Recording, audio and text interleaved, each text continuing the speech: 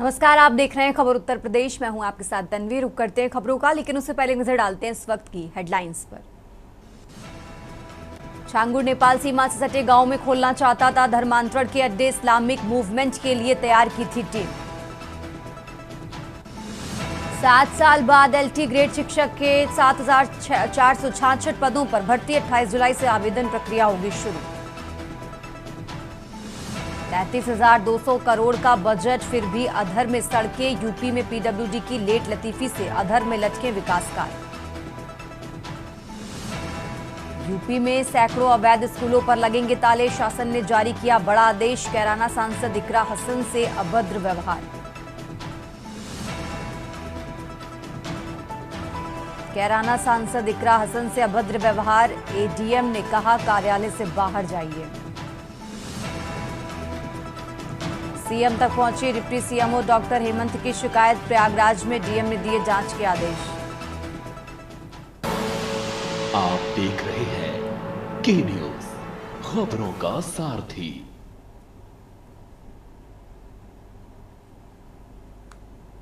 और चलिए अब रुक करते हैं खबरों का और खबर उत्तर प्रदेश की शुरुआत करते हैं अयोध्या की खबर से।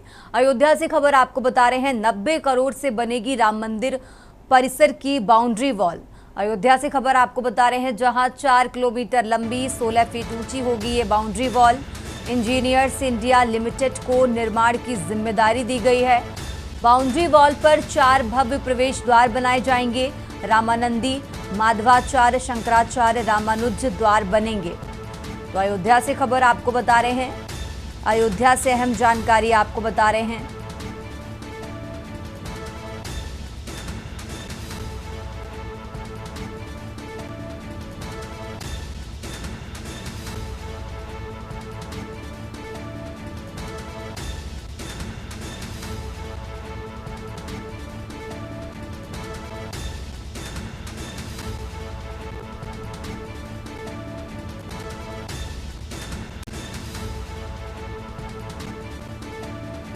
तो इंजीनियर्स इंडिया लिमिटेड को निर्माण की जिम्मेदारी दी गई है। बाउंड्री वॉल पर 4 भव्य प्रवेश द्वार बनाए जाएंगे।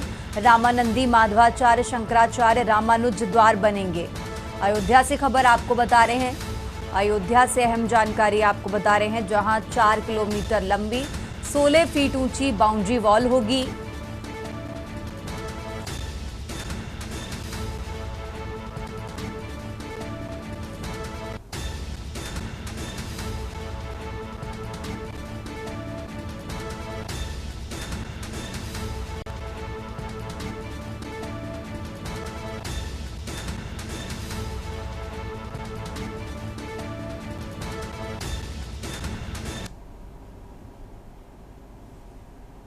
आगे बढ़ते हैं खबरों में। खबर लखनऊ से है। मुख्यमंत्री योगी आदित्यनाथ ने खबर का संज्ञान लिया है। कांवड़ियों की मौत पर सीएम योगी ने संज्ञान लिया है। गौतम बुद्ध नगर में हादसे में कांवड़ियों की मौत हुई थी और इसी खबर का सीएम योगी ने संज्ञान लिया है। मुख्यमंत्री ने अधिकारियों को निर्देश दिए हैं तत्काल मौके पर पहुंचकर राहत कार्य करें। राहत कार्य में तेजी लाने के निर्देश दिए गए हैं और साथ ही घायलों के समुचित उपचार के लिए भी निर्देश दिए हैं। तो लखनऊ से खबर आपको बता रहे हैं।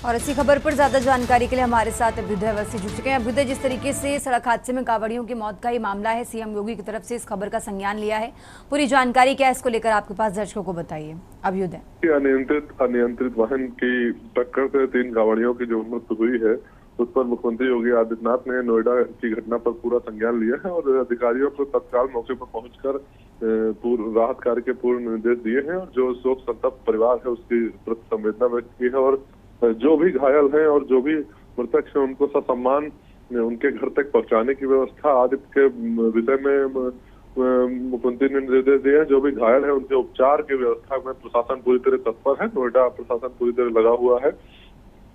जी ठीक है अभ्युदय, बहुत बहुत शुक्रिया आपका तमाम जानकारी दर्शकों तक पहुंचाने के लिए।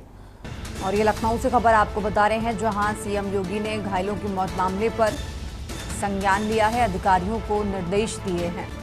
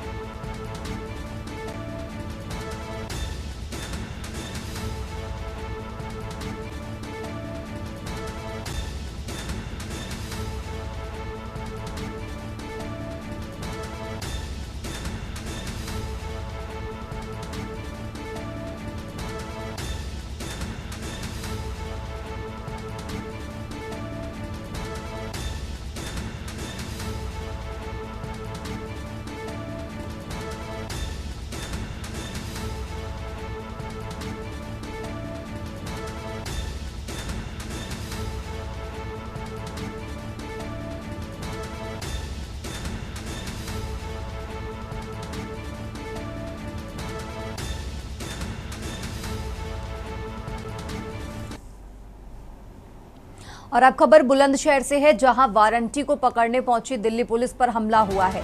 इस घटना का वीडियो सोशल मीडिया पर वायरल हुआ। वारंटी के परिवार पर हमले का आरोप है। खानपुर पुलिस कार्रवाई में जुटी हुई है। तो गांव माधोगढ़ में वारंटी पकड़ने पहुंची थी दिल्ली पुलिस और इसी दौरान पुलिस पर हमला किया गया। बुलंदशहर से खबर आपको बता रहे हैं, बुलंदशहर से अहम जानकारी आपको बता रहे हैं। इस घटना का वीडियो सोशल मीडिया पर वायरल हुआ।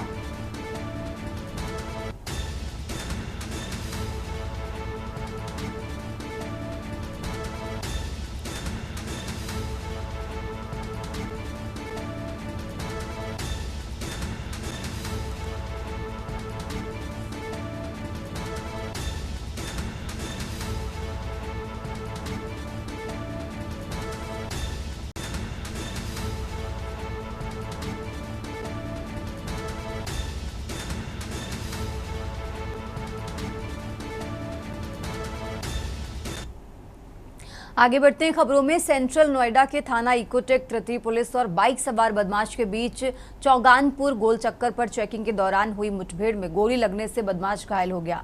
उसे इलाज के लिए अस्पताल में भर्ती कराया गया है। मुठभेड़ में पुलिस की गोली लगने से घायल हुए बदमाश की पहचान मोहित उर्फ लंगड़ा पुत्र कल्लू के रूप में हुई है। डीसीपी सेंट्रल नोएडा ने बताया कि थाना इकोटेक तृतीय पुलिस चौगानपुर गोल चक्कर के पास चेकिंग कर रही थी, तभी सामने से मोटरसाइकिल पर सवार एक संदिग्ध व्यक्ति आता दिखाई दिया, जिसे रोकने का इशारा किया लेकिन वो नहीं रुका। बदमाश मोटरसाइकिल मोड़कर भागने का प्रयास करने लगा। शक होने पर पुलिस टीम ने उसका पीछा कर घेर लिया। अपने आप को गिरता देख बाइक सवार बदमाश ने पुलिस टीम पर हमला कर दिया। पुलिस की जवाबी कार्रवाई में बदमाश के पैर में गोली लगी है। फिलहाल उसे इलाज के लिए अस्पताल में भर्ती कराया गया है।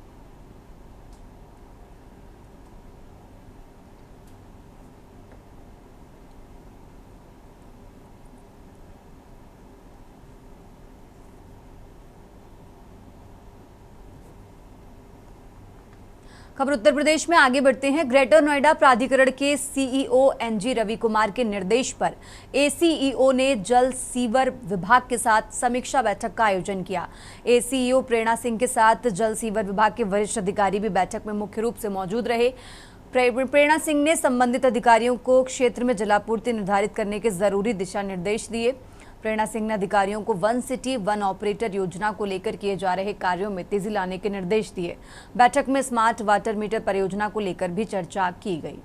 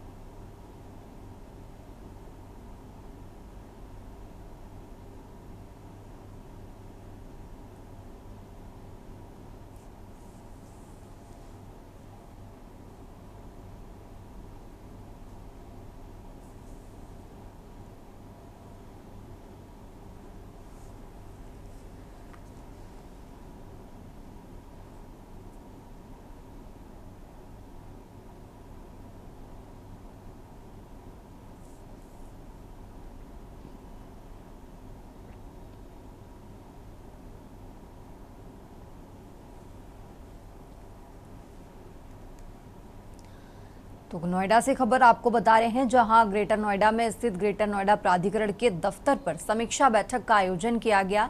जल आपूर्ति को निर्धारित करने के लिए इस बैठक में जरूरी दिशा निर्देश दिए गए। स्मार्ट वाटर मीटर परियोजना को लेकर इस बैठक में खास चर्चा की गई।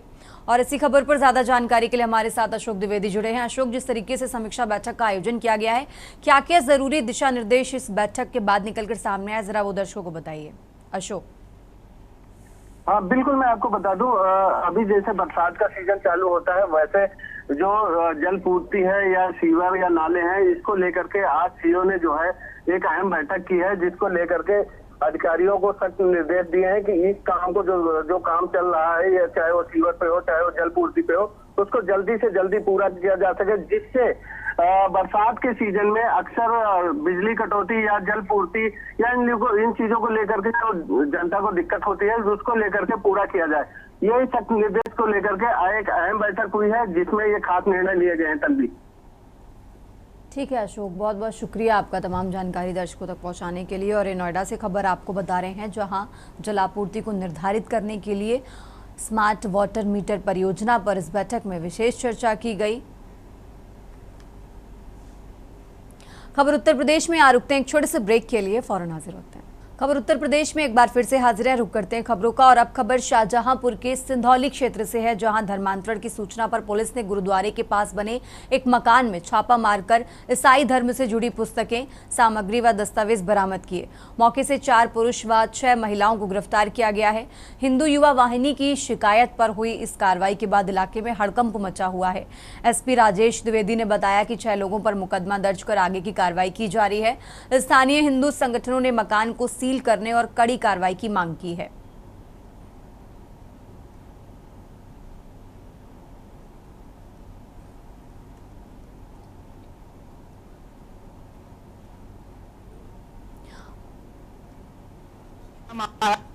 से बात हुई थी, वहां से तत्काल उन्होंने कार्रवाई की और अन्य हिंदू संगठन वहां पे गए थे। उन्होंने कहा जितने लोग दोषी हैं उनके खिलाफ कार्रवाई होगी। और मेरा ये मानना है कि यहाँ का पुलिस प्रशासन को लगातार मैं चिता रहा हूँ, लगातार ज्ञापन माध्यम से सूचित कर रहा हूँ कि आप धर्मांतर को रोकिए। धर्मांतर को रोकिए, चाहे वो जिहादी के माध्यम से, मुस्लिम के माध्यम से हो या ईसाई के माध्यम से। पूरा शाहजहांपुर लव जिहाद का और धर्मांतर ईसाईकरण का अड्डा बन चुका है। ऐसा कोई थाना क्षेत्र नहीं है जहां पर 100 से 200, 500, 1000 लोग धर्मांतर नहीं हो गए हैं। उनके खिलाफ एक बड़ी एनसीबी द्वारा मैंने मांग की है इसमें कि एनआई द्वारा जांच कराई जाए पूरे जिले की, जो धर्मांतर हो रहा है। सिंधौली में ज्ञात हुआ, सूचना प्राप्त हुई कि एक मकान में कुछ गैदरिंग की गई है, कुछ लोग इकट्ठा है और वो धार्मिक प्रकार की संगत थी। पुलिस द्वारा उसमें पड़ताल की गई तो ज्ञात हुआ कि एक महिला द्वारा इलाज कराने के बहाने या बच्चे नहीं होने के बहाने उनको गैदर किया गया था और ये उनके मन में विश्वास डाला जा रहा था कि वो इससे उनको लाभ मिलेगा। कुछ वहाँ से धार्मिक सामग्री भी मिली है। फिलहाल इसमें 6 लोगों को हिरासत में लिया गया है और बैंक अकाउंट्स इत्यादि की तहकीकात की जा रही है। और इसी खबर पर ज्यादा जानकारी के लिए हमारे साथ रोहित जुड़े हुए हैं। रोहित, जिस तरीके से शाहजहांपुर में धर्मांतरण की कोशिश की गई है, क्या अभी भी इस मामले पर कार्रवाई जारी है? पूरा अपडेट क्या है इसको लेकर आपके पास, रोहित? जी देखिए, मैं आपको बता दूं, ये सिंधौली थाना क्षेत्र का मामला है और यहाँ पर लगातार शिकायतें मिल रही थी कि एक महिला जो है वो लोगों को बरगलाकर ये कहती है कि जिनके बच्चे नहीं होते हैं उनको इस पूजा पाठ से बच्चे हो जाएंगे। ये पूरा एक कन्वर्जन का सिस्टम चल रहा था, जहाँ पर 50 से 60 हिंदू लोग जो थे वो एक घर में ये पूजा पाठ कर रहे थे और जो ईसाई धर्म तरीके से होता है, तेल देना, पानी देना, ये सारी चीजें अपनाई जा रही थी। तो वहां पर पुलिस ने छापा मारा है और पुलिस ने वहां से कुछ किताबें बरामद की हैं जो धर्म की हैं, एक विशेष धर्म की है, उनको बरामद किया है। और 50 से 60 लोग थे, उन्हें निकाला गया है और उन्हें समझाया गया है कि इस तरीके का कुछ नहीं होता है। लेकिन उन लोग का ब्रेन वॉश कर कहीं ना कहीं उन्हें दूसरे धर्म की ओर, ईसाई धर्म की ओर खींचने का ये पूरा काम चल रहा था। ये षड्यंत्र तब खुला है जब हिंदू संगठन, उन्हें जानकारी हुई कि ये धर्म परिवर्तन किया जा रहा है, लोगों को ईसाई बनाने का कहीं ना कहीं एक कोशिश की जा रही थी। हिंदू धर्म के जो लोग थे, हिंदू संगठन जो थे, वहां पर गए और उन्होंने जबरदस्त तरीके से हंगामा किया। पुलिस को सूचना दी, मौके पर पहुंची पुलिस ने 6 लोगों को अरेस्ट कर लिया और 10 पे FIR हुई है। तो पुलिस का कहना है कहीं ना कहीं वहां से कुछ सामग्री भी मिली है और इसकी पूरी जांच की जा रही है। इन अकाउंटों की जांच होगी तो कहीं ना कहीं कोई विदेश से फंडिंग तो नहीं हो रही है, कोई बाहर से फंडिंग तो नहीं हो रही। किस तरीके का यह षड्यंत्र है? देखा जाए तो शाहजहांपुर में ये पहला मामला नहीं है। पुलिस तो सक्रिय है, पुलिस ऐसे लोगों पर नजर रख रही है, लगातार कार्रवाइयां कर रही है। लेकिन शहर के कई इलाकों में छोटी छोटी जगहों पर पहले भी लोग ये तेल पानी देने का काम, बुक्स बांटने का काम और ये कहने का काम कि जिनको बच्चे नहीं होते, जिन्हें लाइलाज बीमारी है, इन लोग को ठीक कर दिया जाएगा और प्रेयर करनी होगी। तो ये प्रेयर कराते हैं, प्रेयर के माध्यम से लोगों को बरगलाते हैं कि आपको अगर बच्चा नहीं हो रहा है। ऐसी महिलाएं होती हैं जिनके बच्चे नहीं होते हैं, वो भावुक होती हैं, कहीं ना कहीं समाज का उन पर एक नजर रहती है कि उन्हें बच्चा नहीं होता, गिरी नजर से लोग देखते हैं, तो वो महिलाएं चली जाती हैं और सोचती हैं कहीं ना कहीं उन्हें बच्चा हो जाए। घर में कोई बीमार होता है, उसका कोई सही नहीं हो पाता है, तो उसके लिए लोग चले जाते हैं। तो कहीं ना कहीं 50-60 हिंदू लोग जो थे वो उस घर में मौजूद थे और लगातार लोगों की संख्या बढ़ रही थी। ये हिंदू संगठनों ने जाकर देखा तो पुलिस को सूचना दी, मौके पर पुलिस पहुंची, पुलिस ने हिरासत में लिया सभी को और पुलिस का कहना है कि इन अकाउंटों की जांच कराई जाती है, इनके तार कहां तक जुड़े हुए हैं अब ये देखना होगा और पूरे ही घटनाक्रम पर कार्रवाई की जाएगी और सख्ती से कार्रवाई की जाएगी। ठीक है रोहित, बहुत बहुत शुक्रिया आपका तमाम जानकारी दर्शकों तक पहुंचाने के लिए। और चलिए खबरों में आगे बढ़ते हैं। चित्रकूट जिले की मानिकपुर तहसील के रानीपुर कल्याण गांव में बरदहा नदी पर सेतु निगम द्वारा बनाया जा रहा पुल बाढ़ की भेंट चढ़ गया है। 8 करोड़ की लागत से बने इस पुल का अप्रोच रोड हाल ही में आई बाढ़ में बह गया, जिससे धारकुंडी आश्रम समेत सैकड़ों गांव का संपर्क टूट गया। सूचना मिलने पर जिलाधिकारी शिव शरण अप्पा ने मौके पर पहुंचकर निरीक्षण किया और निर्माण कार्य में लापरवाही पाए जाने पर सेतु निगम के अधिकारियों को जमकर फटकार लगाई। डीएम ने निर्माण की जांच कराने और दोषियों पर मुकदमा दर्ज कराने के आदेश दिए हैं। 1 करोड़ की लागत से बना नया पुल ओवरब्रिज पूरी तरह से क्षतिग्रस्त। ये धारकुंडी आश्रम के ये अप्रोच मार्ग में एक ये हमारा ब्रिज बन रहा था सेतु निगम से। यहाँ पे अंडर कंस्ट्रक्शन ये काम था और यहाँ पे फ्लड्स में इसकी जो अप्रोच रोड है इसके संबंध में कल हमने यहाँ पे स्थलीय निरीक्षण किया गया और कंसर्न जो कॉन्ट्रैक्टर थे उनके अगेंस्ट हम लोगों ने मुकदमा भी दर्ज कराया है और कंसर्न ऑफिसर्स के अगेंस्ट हम लोगों ने शासन को उनके खिलाफ विभागीय कार्रवाई हेतु भी अनुरोध किया गया। और बाकी जितने भी हमारे कंस्ट्रक्शन वर्क चल रहे हैं वहाँ पे हम लोगों ने टीम्स भेजा है ताकि वो लोग अपना सेफ्टी मानक को इंश्योर करें। आगे बढ़ते हैं खबरों में। बांदा के बबेरू क्षेत्र में एसडीएम रजत वर्मा द्वारा बिना नोटिस गरीब ब्राह्मण को मकान गिराने के मामले को लेकर कोटेद्वार संघ, प्रबुद्ध सभा और व्यापार मंडल ने आयुक्त चित्रकूट धाम मंडल को ज्ञापन सौंपा। आरोप है कि पूर्व एसडीएम की जांच में सही पाए जाने के बाद भी स्वजातियों को लाभ पहुंचाने के लिए कार्रवाई की गई। जिला पंचायत अध्यक्ष सुनील पटेल के निर्देश पर एसडीएम ने कार्रवाई की थी। मामले पर सदर विधायक प्रकाश द्विवेदी ने एसडीएम को फोन पर फटकार लगाई। आयुक्त ने जांच कर आवश्यक कार्रवाई का आश्वासन दिया है। एक्चुअली माननीय मुख्यमंत्री जी को मेरे माध्यम से विज्ञापन दिया मुझे उन्होंने और माननीय मुख्यमंत्री जी को भेजने का आह्वान किया। एक कोटे वाले और व्यापार मंडल के लोग आए थे बबेरू में। इनकी शिकायत है कि बबेरू में एसडीएम ने बिना नोटिस दिए एक कोटेदार का मकान गिरा दिया, तो उस संबंध में आए थे। हमारे कोटेदार एक बबेरू के गरीब पीड़ित परिवार है, उनका मकान रातों रात एसडीएम बबेरू द्वारा ध्वस्त कराया गया 4 मशीनों द्वारा। और भरी बरसात में उनको ना नोटिस दिया गया, ना उनकी व्यवस्थापन की गई और ना कुछ नोटिस दिया गया। और इसके नोटिस के बिना और सुनील पटेल के द्वारा सभी लोग मंडलायुक्त के पास आए। सभी लोग हम शासन के पूरे पूर्व अध्यक्ष सब मिलके इस बात की भर्त्सना करते हैं जो एसडीएम बबेरू ने एक कृत्य किया है, बहुत ही निंदनीय कृत्य किया है। हम इसकी जहां तक हो सकेगा गरीब परिवार के साथ हम पूरी तरह से हैं।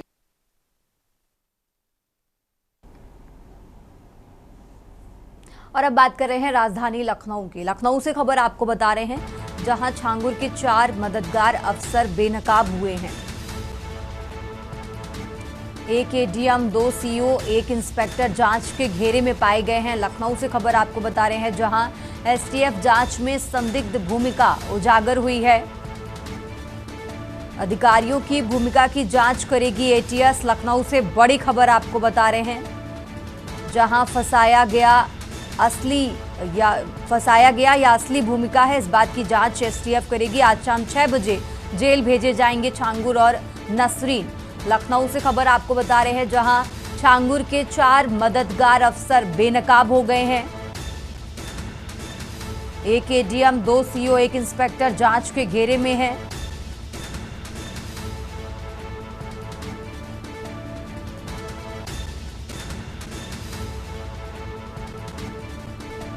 तो लखनऊ से खबर आपको बता रहे हैं। राजधानी लखनऊ से अहम जानकारी, जहां एसटीएफ जांच में संदिग्ध भूमिका उजागर करेगी। अधिकारियों की भूमिका की जांच करेगी एटीएस।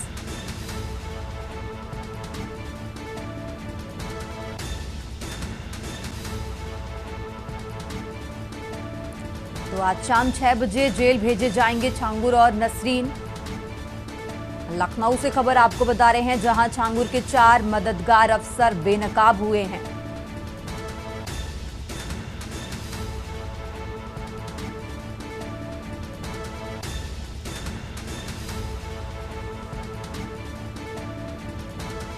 और इसी खबर पर ज्यादा जानकारी के लिए हमारे साथ शिवा शर्मा जुड़ चुके हैं। शिवा, जिस तरीके से छांगुर मामले में 4 मददगार अफसर बेनकाब हुए हैं, इन अफसरों के बारे में आपके पास क्या कुछ जानकारी है, जरा वो दर्शकों को बताइए। शिवा। देखिए तन्वी, एसटीएफ की गोपनीय जांच में 2019 से लेकर के 2024 के बीच बलरामपुर जिले में तैनात रहे एक एडीएम, 2 डिप्टी एसपी रैंक के अफसर और एक इंस्पेक्टर की भूमिका की जो संलिप्तता है छांगुर के साथ में, वो बेहद ही संदिग्ध पाई गई है। और जमालुद्दीन उर्फ छांगुर के मददगार ये चारों अफसर बताए जा रहे हैं, जिनके नाम सामने आए हैं। अब ये भी हो सकता है कि एसटीएफ ने अपनी जांच में इन चारों के नाम शामिल किए हुए, लेकिन ये चारों के नाम क्या है, एसटीएफ ने इस बात को बिल्कुल भी डिस्क्लोज नहीं किया है। और जरूर ये भी है क्योंकि छांगुर को लेकर के सरकार बहुत ज्यादा सख्त है और उस पे जो नेटवर्क से जुड़े जो लोग हैं, जो उनके मददगार हैं, उन पर कार्रवाई कर सकती है। और ऐसा भी हो सकता है कि चारों के नाम जब शासन या गृह विभाग तक जाएंगे तो चारों पर कार्रवाई भी हो। लेकिन एसटीएफ के जांच के दौरान ये भी पाया गया कि इंस्पेक्टर की जो भूमिका है वो ज्यादा संदिग्ध पाई गई है। और आज जो है वो छांगुर की और नीतू नसरीन की जो कस्टडी रिमांड है वो भी एटीएस से खत्म हो रही है। लेकिन जो इंटरनल इंक्वायरी है, जो छांगुर के नेटवर्क के जो कनेक्शन की इंक्वायरी है, वो एसटीएफ लगातार कर रही है, जिसमें 4 नाम निकल करके सामने आए हैं। अब देखने वाली बात ये होगी कि एसटीएफ इन नामों को शासन स्तर तक किस तरीके लेकर के जाती है और उनके नामों से छांगुर की संलिप्तता किस तरीके की होती है। जरूर अगर बेहद गंभीर संलिप्तता होगी और छांगुर के ये लोग मदद करते होंगे तो सरकार और शासन स्तर पर इन पर बड़ी कार्रवाई हो सकती है। ठीक है शिवा, बहुत बहुत शुक्रिया आपका तमाम जानकारी दर्शकों तक पहुंचाने के लिए। और ये लखनऊ से खबर आपको बता रहे हैं, जहां एसटीएफ जांच में संदिग्ध भूमिका उजागर हुई है।